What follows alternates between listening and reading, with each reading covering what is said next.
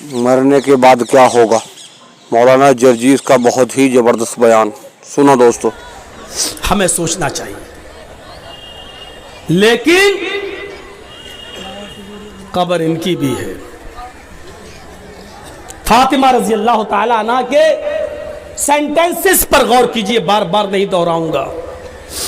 इनको भी रुखसत होना पड़ा, लेकिन वही चीज याद करिए, एक तरफ इंसान हम और आप मर जाएं और मरने के बाद हमारा हिसाब किताब ना हो और मिट्टी में मिला दिए जाएं, ये बहुत अच्छी चीज है कि अगर ऐसा हो जाए, लेकिन ऐसा होगा नहीं।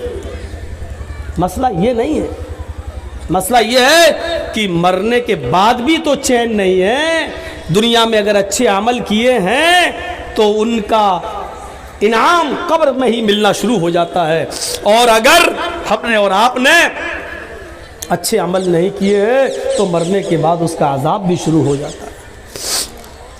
अभी कयामत में तो हिसाब होना अलग बाकी है, वो एक अलग चीज है। यहां से ही शुरू हो जाता है दौर।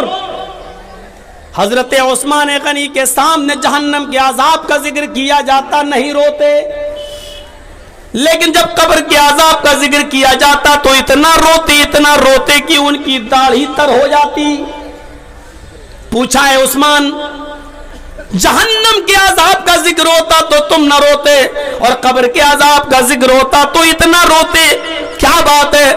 फरमाया, लोगों, ये कब्र आखिरत की मंजिलों में से पहली मंजिल है। फ़इन्नल क़ब्र अव्वलु मंजिलिम मिन मनाज़िलिल आखिरा, आखिरत की मंजिलों में से पहली मंजिल है कब्र। जो इस कब्र में सवाल और जवाब में पास हो गया, जो यहाँ कामयाब हो गया, वो सारी मंजिलों में कामयाब हो जाएगा, आखिरत की और दूसरी सीढ़ियों पर चढ़ लेगा।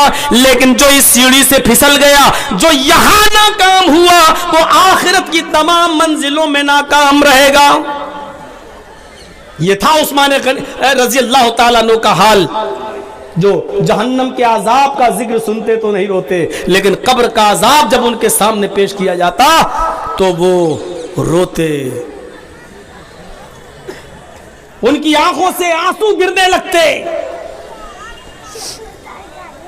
हमें यह एहसास कब होगा, कब हम जानेंगे, कब कयामत का खौफ और जहन्नम का डर हमारे दिलों में पैदा होगा?